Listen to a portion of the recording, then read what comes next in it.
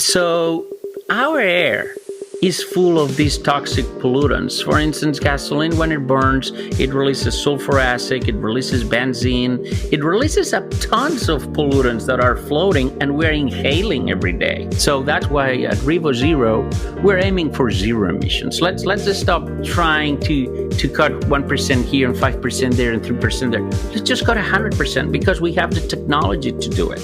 We can combine hydrogen technology, which is clean, zero emissions, with batteries in order to create a vehicle, a car that can give you a long range and quick refueling.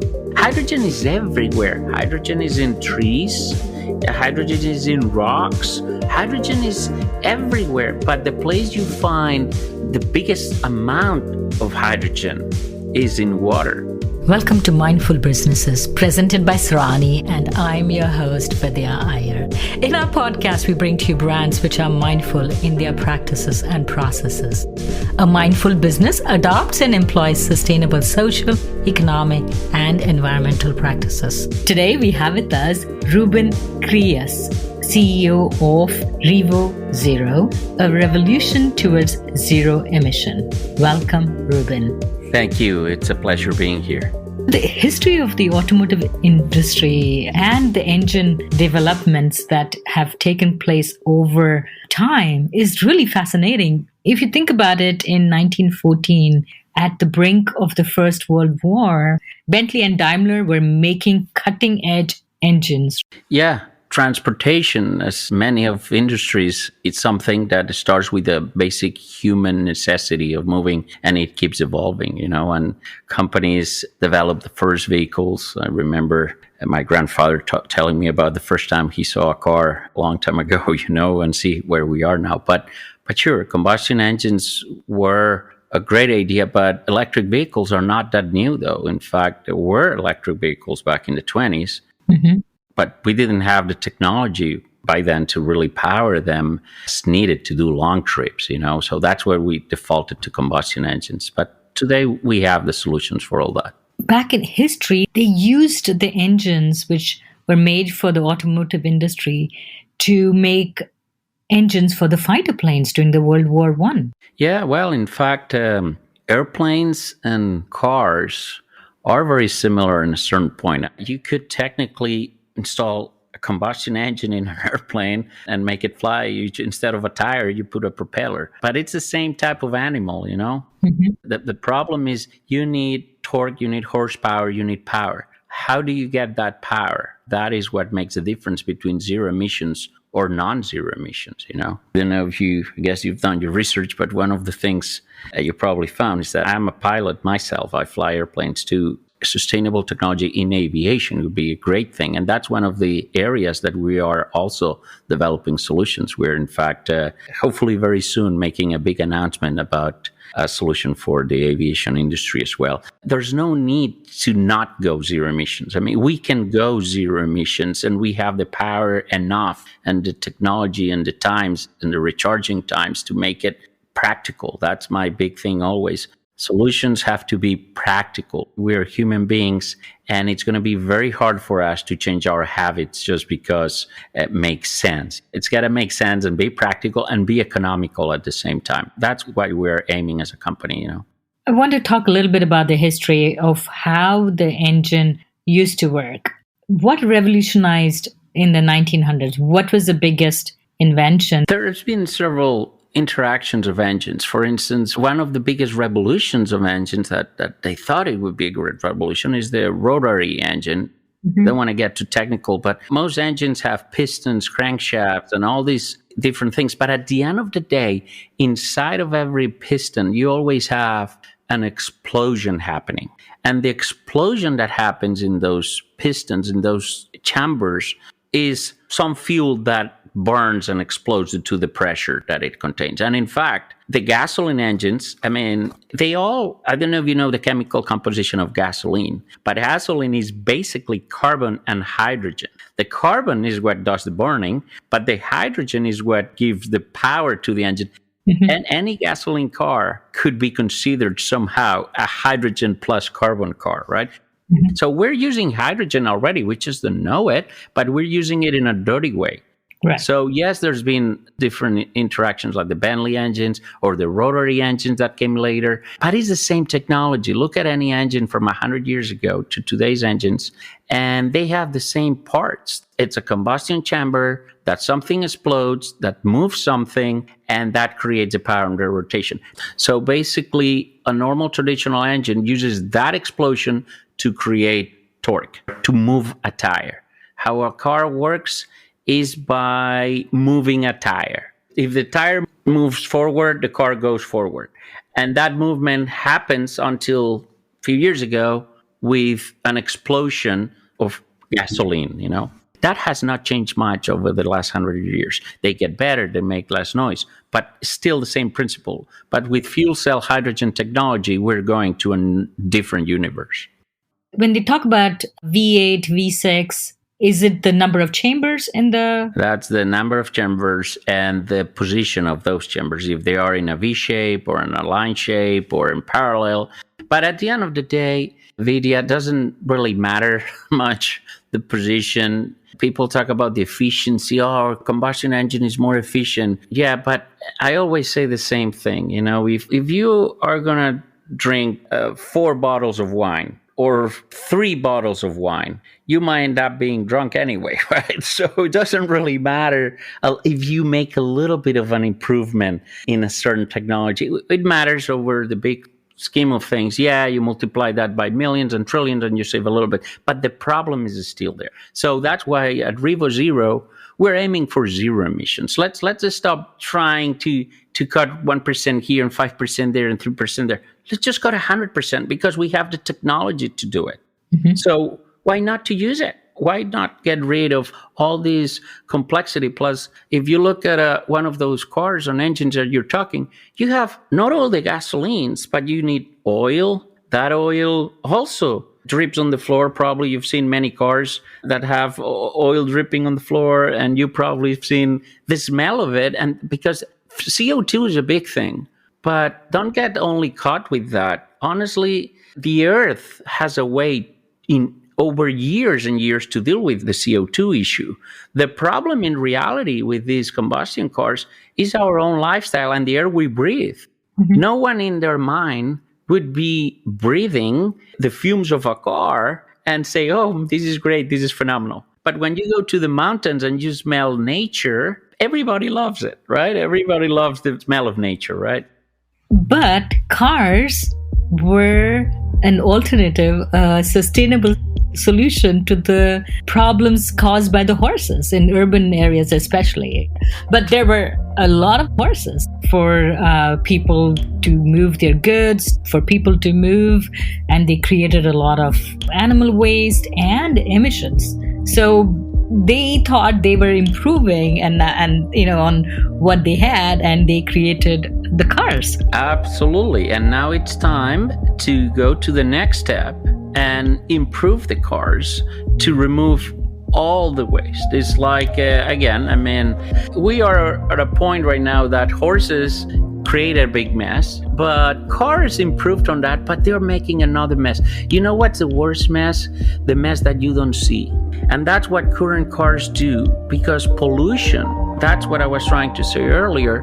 CO2 is a major problem, but in hundreds of years or thousands, the planet would take care of it. The problem is the pollution we're creating today is creating cancer in our lungs, is making us having hard time to breathe, is creating allergies, is affecting our food chain. Mm-hmm. Would you drink water, Vidya, that you know it's toxic and has pollutants in it? Probably not. So if you had the chance to drink a clean glass of water or a polluted, dirty glass of water, I'm sure you would pick the clean one, right?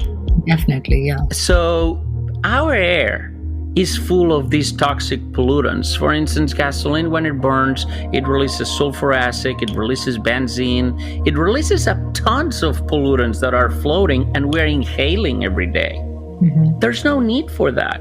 We can make cars nowadays that give us long range, quick refueling, and emit zero toxic pollutants or zero waste. So why not revolutionize the transportation industry and start doing it? And that's why we're doing it. That's how we started.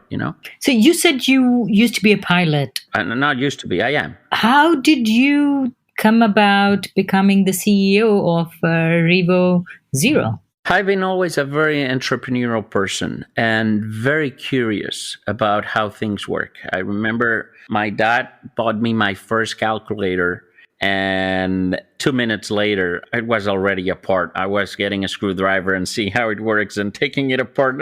And he was so upset because he said, I just bought this thing for you and you already broke it. And I said, no, I can put it back together. I don't think I was able on that one. But I always was very curious. So my background is on industrial electronics. I went on a path towards computer science, electronics, all that stuff. And in part of that, I started in my early years in a small engineering company.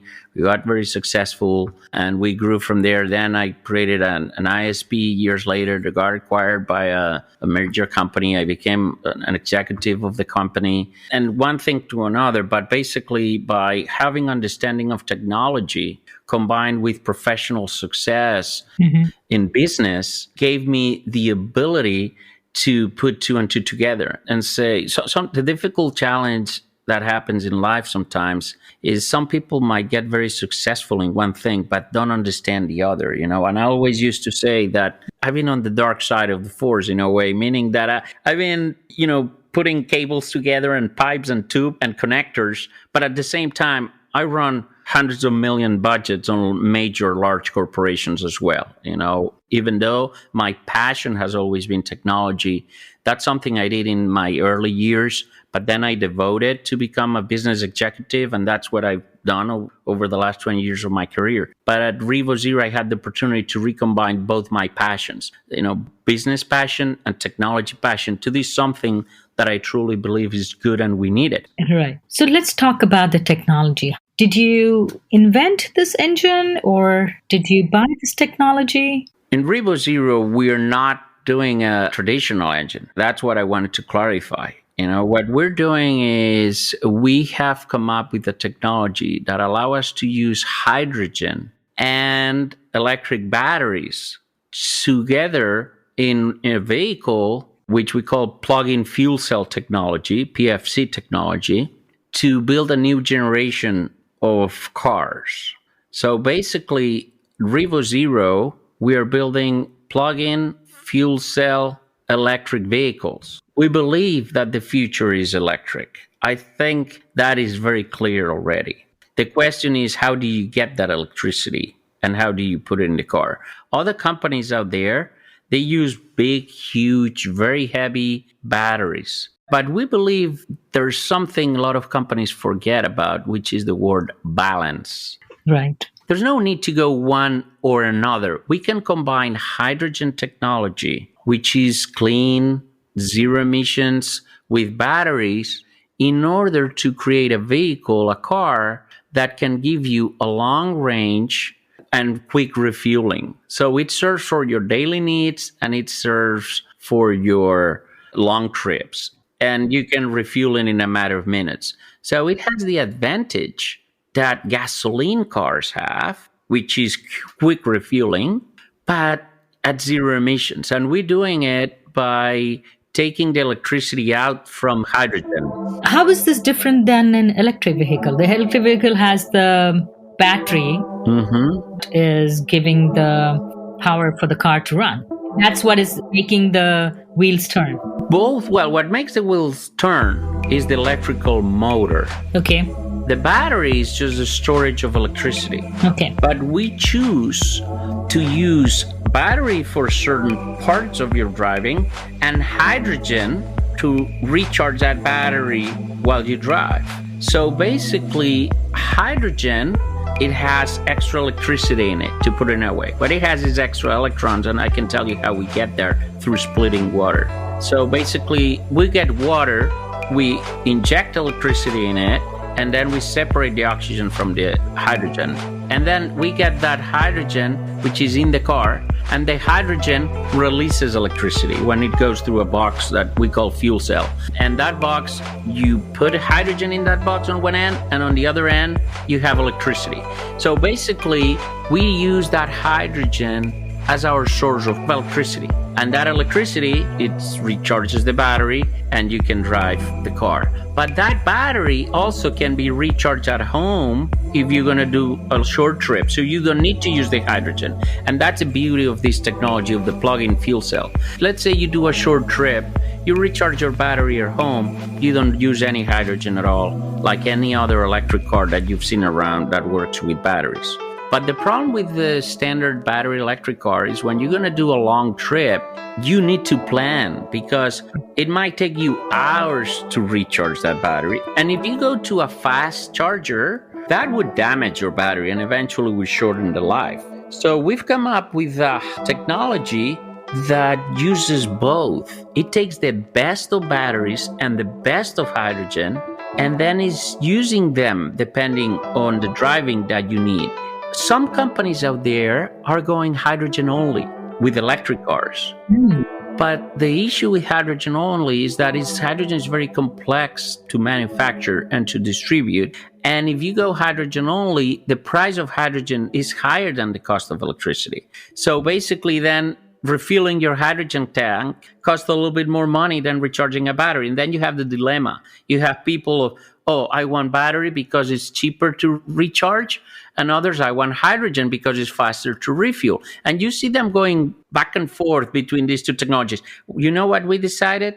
To take both and get the best of each one. Yeah. And what you did in that process, you got rid of the carbon molecule. Exactly. We don't use any gasoline at all, any fossil fuels, any toxic combustion, bye-bye combustion engines. I've heard the term carbon footprint. I've heard carbon emissions.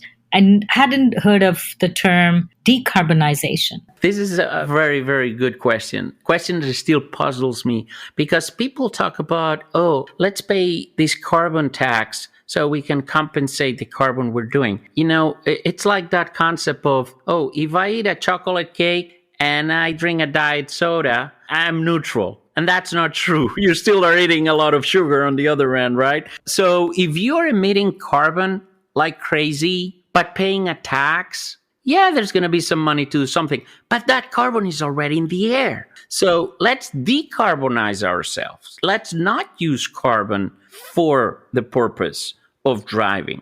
Carbon has some advantages in some areas. Let's use them for that areas. But it's not good for the driving. For instance, in generating electricity, we use carbon, but we can capture that carbon. Electrical plants are very good on capturing that carbon nowadays. But cars running on the streets everywhere and releasing it in every street in front of little kids walking on the street in the middle of the cities. Do you remember with COVID that one of the things they said is the skies of the cities started to clean up when people stopped driving? Mm-hmm. Let's get our skies of our cities clean. I'm not even talking about the oceans. I'll be happy to talk about that as well.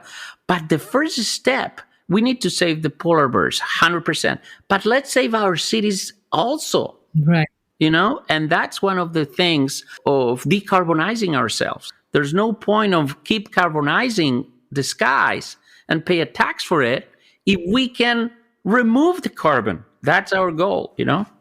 So help us understand, how will hydrogen filling station be? Like, who will create the hydrogen? Well, here's the good thing of what we're trying to do. The big issue in the hydrogen industry is what you just said. Is the chicken or the egg? And what is first, hydrogen cars or hydrogen stations? People don't buy hydrogen cars if there's no hydrogen stations, and hydrogen station companies don't build hydrogen stations because there's no cars in some areas, right? Mm-hmm. Okay, we found a way to resolve this dilemma. This dilemma has been there for the last 15 years. Hydrogen is not new. Hydrogen cars are not new. Since the early 2000s or mid 2000s, there's been hydrogen and hydrogen cars available in California, for instance, right? But there is the dilemma, who pays for that? We've come up with a very creative solution. And we need to thank that also to my aviation expertise, I guess, because when you are at certain environments, there are certain applications, like for instance, airports, that you need cars to be available all the time. You go to an airport, airports never stop. Cars are running all the time. Mm-hmm. So very soon, we're going to make a release announcement. We are in the process of signing a very important deal with one of the major airport operators in the country to help them decarbonize the airports, to help them install hydrogen dispensers at the airports, to help them bring hydrogen cars at airports, for instance. Not only airports, we're talking also to a couple of municipalities to help them remove their gasoline cars, and also security vehicles for universities.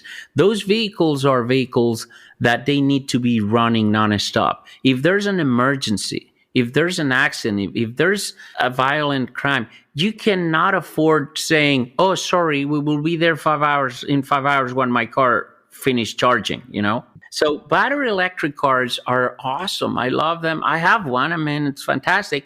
But for the specific residential application, they're good. For industrial applications, you need another solution. And that solution is hydrogen. So we are deploying nationwide a network of hydrogen refueling stations to support the industrial requirements of security vehicles, municipality vehicles, airport vehicles, all these vehicles that are running all the time nonstop.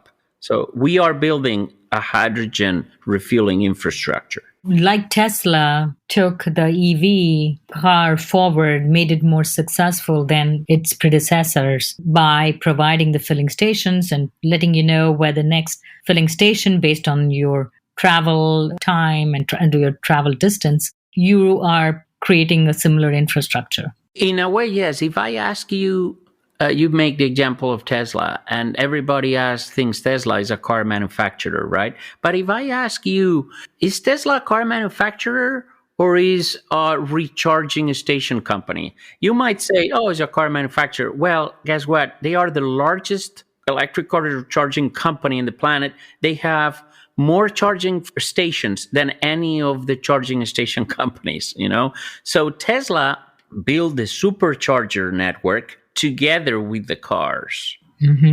So basically, you could charge their cars at their supercharging stations, or you could charge them at home, right?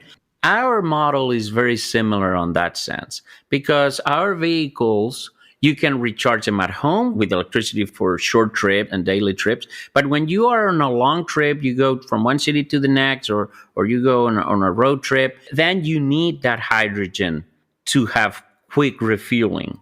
And that way we're building a network of hydrogen refueling stations nationwide to support those long trips that you would do in these plug-in fuel cell vehicles. So in a way, you're right. It's very similar model. We're coming out with these cars, but we're coming out with the refueling stations as well, or locations. I wouldn't call stations because we're not going to have major buildings. It's like the Tesla thing that has on a grocery store or on the parking of somewhere, they have a couple of chargers. That's very similar on our end. We're going to have one or two refueling stations at a certain location, but we've chosen to team up with locations that have a need or where hydrogen would become the optimal solution for them, like airports, universities, municipalities, and so forth, How are you getting funded? Did you also sell a company like Elon Musk? I did sell a company, yeah, and that's how I started the funding. I sold a company a few years ago, and I started another company that went very well, and I failed also in some companies in the past, but let me knock on wood. But my most recent companies have been very successful, and I'm very thankful for that. It's the effort of a big team. We are self-funded at this moment. We are also teaming up. I mean, we're a group of people. It's not just me, super smart people. Sometimes I'm so amused how we've come up, to put all these and see that much talent together. Creativity, talent, that's what builds companies, People believe, oh, you need that much amount of money. Yes, of course you need money, but it happens. We have the money, so we're okay.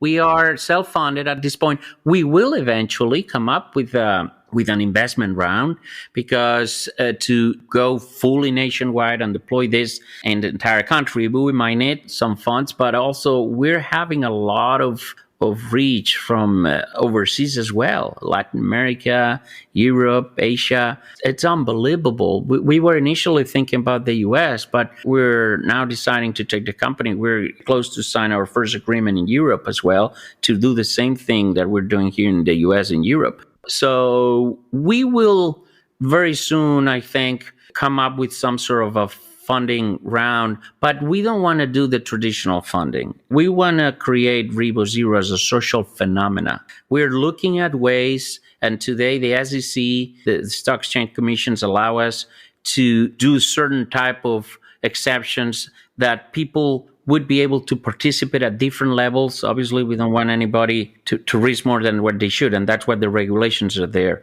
But we really are going to open the company to the public, hopefully soon. So people who want to revolutionize the world can be part of this revolution with us together. So explain to me, one thing that's not very clear is, what is the raw material to create hydrogen? Just water?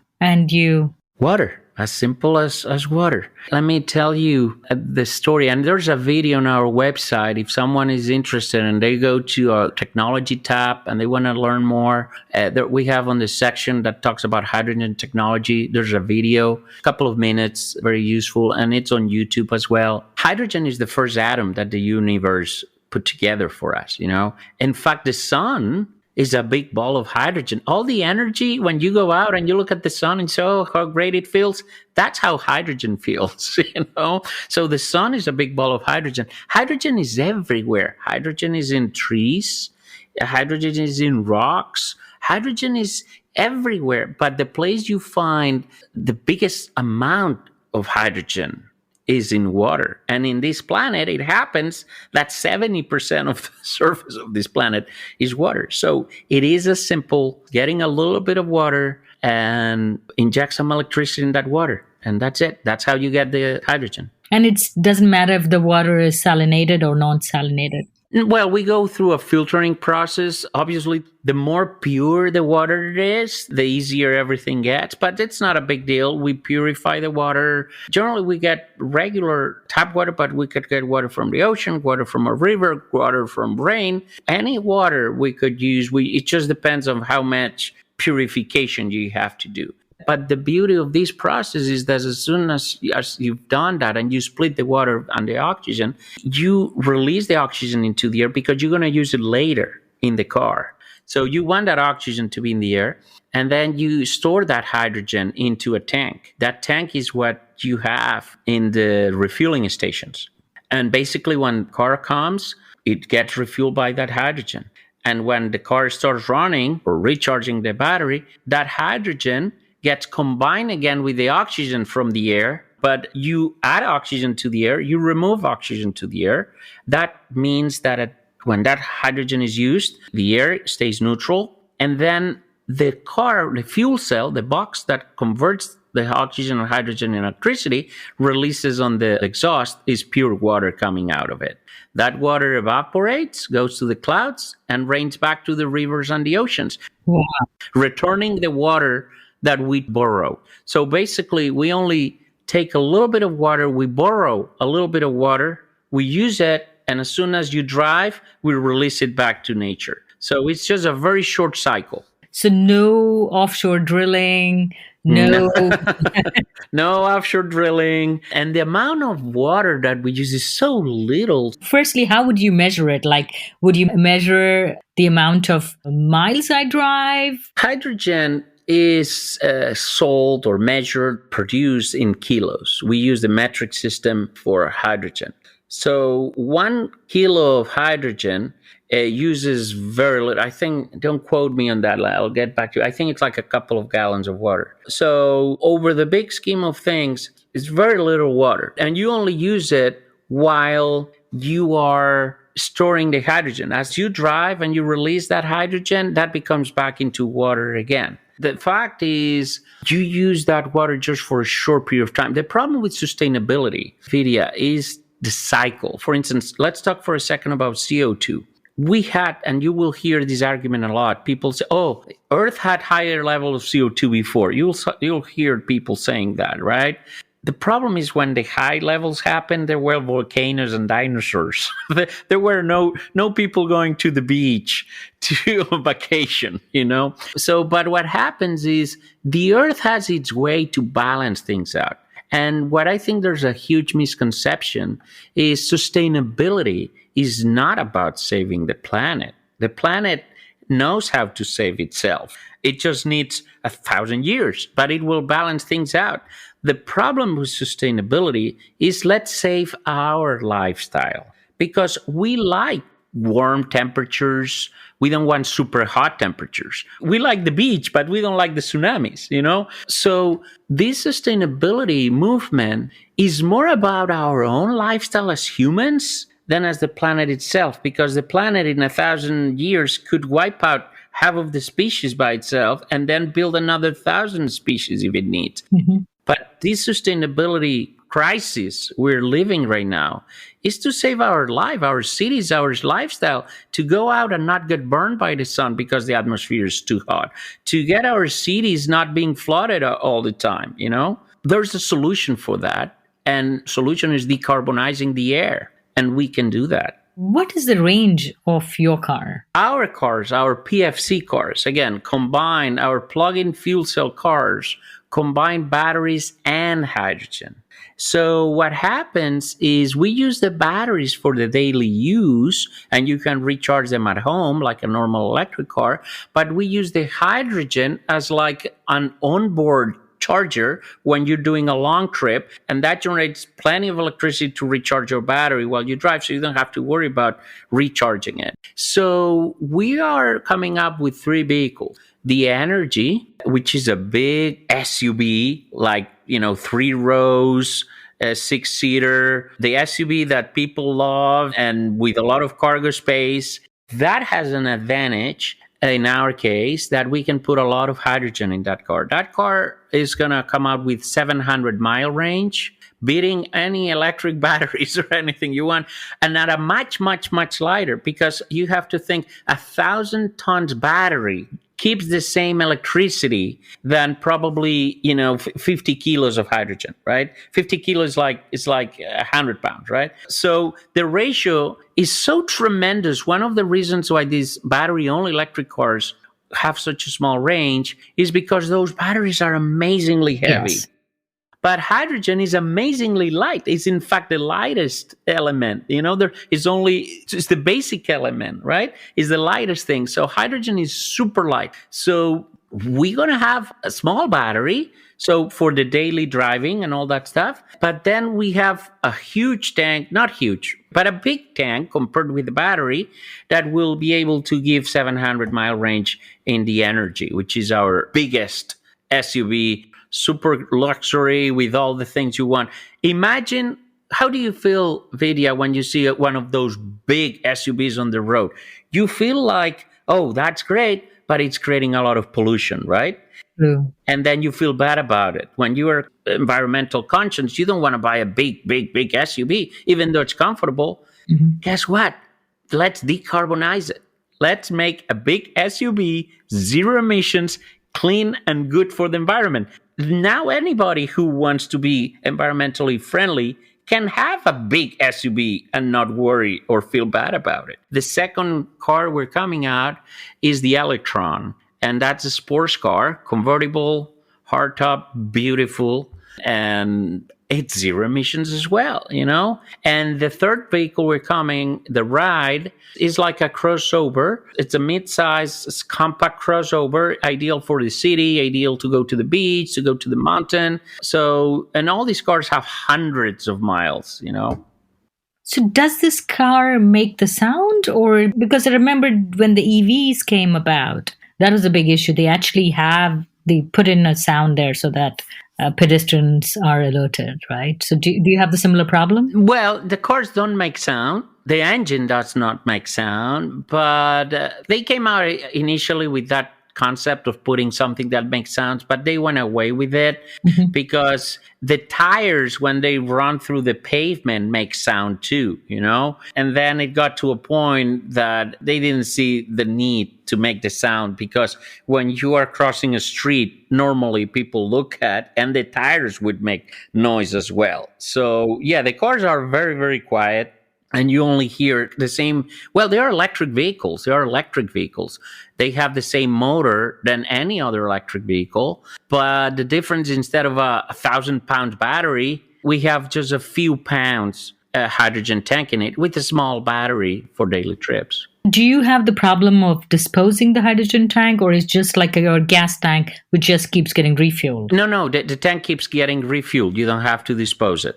So like the problems they have with the EV, with the battery disposal in long term. The way that we're solving the battery, because again, our cars have battery and have the hydrogen tank. That hydrogen tank can last forever. I mean, it's carbon fiber, which is a good thing because we're trapping carbon back. Right. Imagine how awesome this is. We're getting carbon back and we're building tanks to contain hydrogen. Isn't that an awesome thing? So we're using the bad stuff to make good stuff, and carbon is not bad itself if you use it properly. It's like water. Water is great, but no one wants to be in the middle of a tsunami. You want to drink water, but you want to drown on water. So carbon has its use. It's just that we've been misusing it. And now we're using carbon to build these tanks, carbon fiber, which is stronger than steel and lighter than aluminum. And these tanks, you can shoot a bullet into these tanks and it doesn't go through. You can put them on fire and it would take hours for that to burn. You can throw them from 50 feet away and they don't even crack. Carbon fiber is one of the most awesome materials because it's super strong and super light. That's what we're using the tanks for, the hydrogen, making it extremely secure. Right. There's very low risk. So we just refill these tanks. And for the batteries, where the solution we do is a little bit what other manufacturers are doing now, which is we limit the ability to charge them to no more than 80%. Some people get upset because they say, well, if I have a battery, why cannot go 100%? And the fact is that if you recharge a battery only to partial capacity, that battery will last like 3, 4, 5 times longer than if you go all day to the top and the bottom, top and the bottom. For instance, on your phones, on the cell phones, every 2 or 3 years or whatever, you got to throw your batteries away and get a new battery because you always go from 100% to almost nothing. You leave the house at 100%, you come back to the house, you're almost at zero. Cars would do the same if you treat it the same because it's the same type of material. It's lithium, right? But if you limit the charge, so you never let it to be completely charged and you never let it to be undercharged, because when we go below a certain point, the hydrogen kicks in. Basically, that battery life would be extended like 2, 3, 4, 5 times, And this is a way to reduce on the issue of what do you do with batteries when they get too old, because we extend the life tremendously even beyond the life of the car, But we still have a product which is backup power for buildings in case the electricity goes out, and then we reuse those batteries into that equipment. We are not creating any toxic issue with our batteries because we think they're going to last for decades in the way we're using them.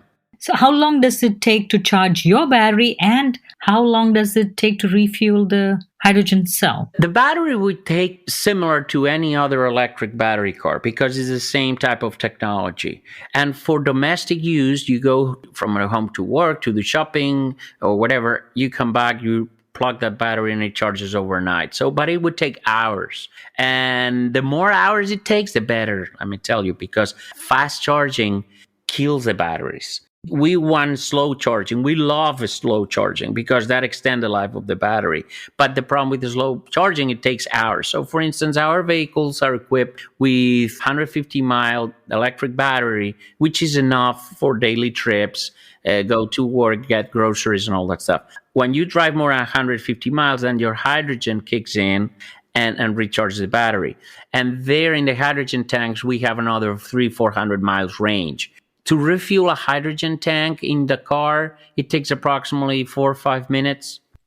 So let's say you are on a 1,000-mile trip. You leave with your battery, Mhm. and then as soon as it gets rain, your hydrogen kicks in. You don't even need to stop. You don't need to do anything. The car just automatically switches the source of power. You don't even notice it. You keep driving for hundreds of miles.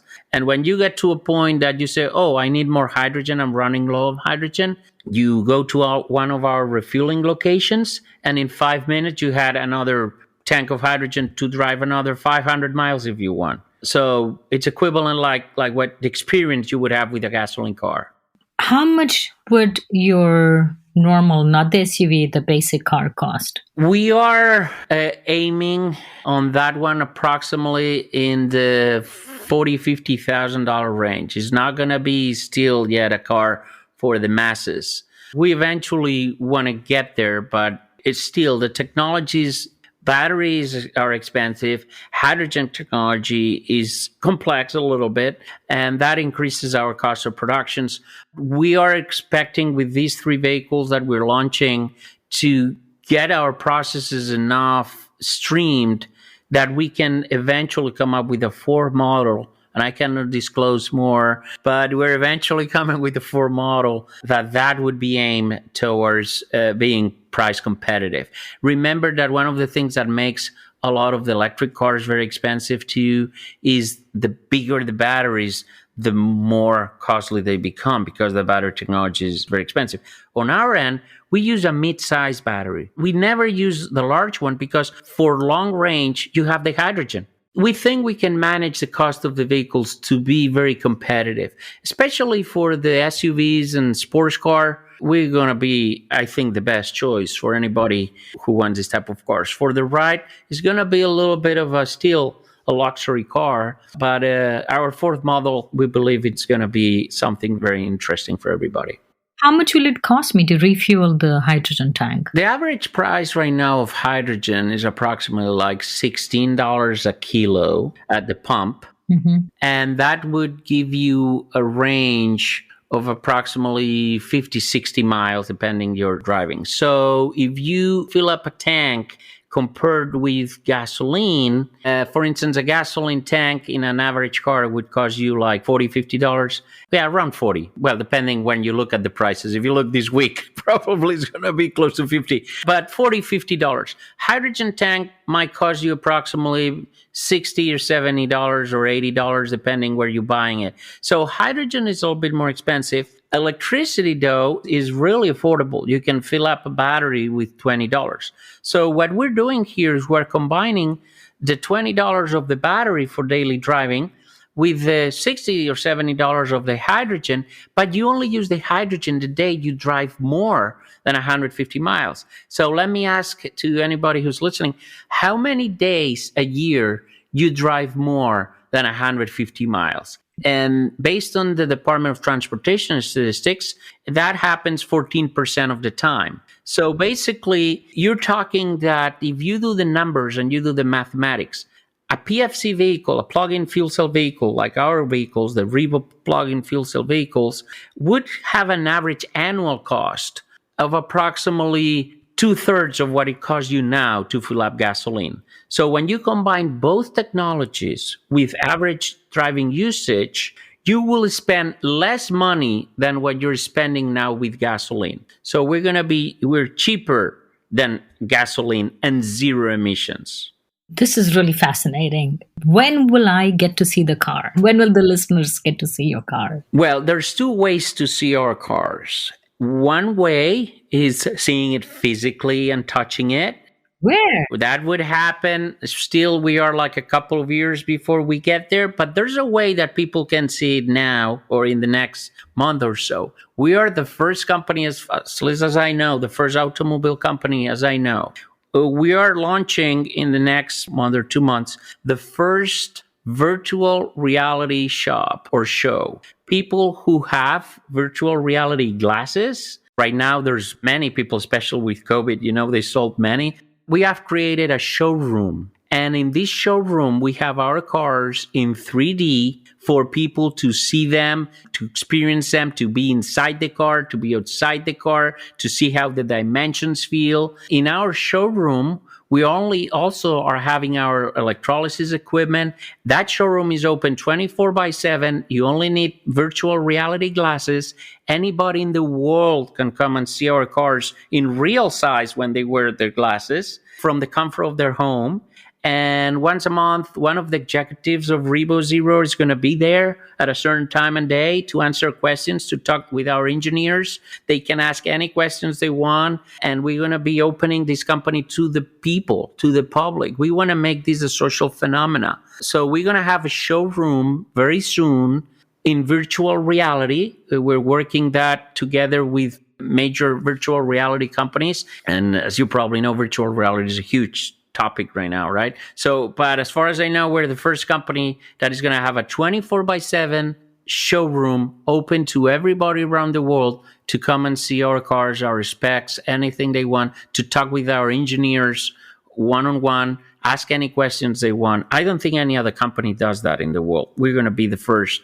Hopefully after this podcast, no one is going to copy us. But it took a lot of development. We've been working almost a year with that concept, right? And we're launching it soon. And in a couple of years, we're going to have our physical cars.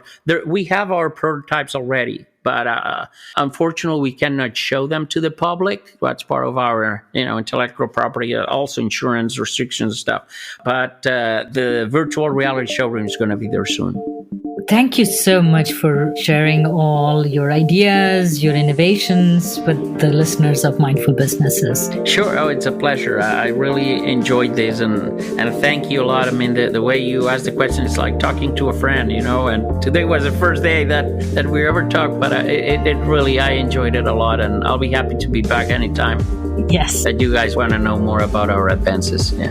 This is Vidya Iyer with Mindful Businesses. If you're a creator of a mindful brand or would like to recommend a mindful brand to be featured on our show, send an email to info@mindfulbusinessespodcast.com. Subscribe and listen to us on your favorite podcast listening app. Remember to rate and review us. To learn more about this and our other episodes, check out our website, mindfulbusinessespodcast.com. If you learned a thing or two, share it with one friend. This is Vidya Iyer with Mindful Businesses.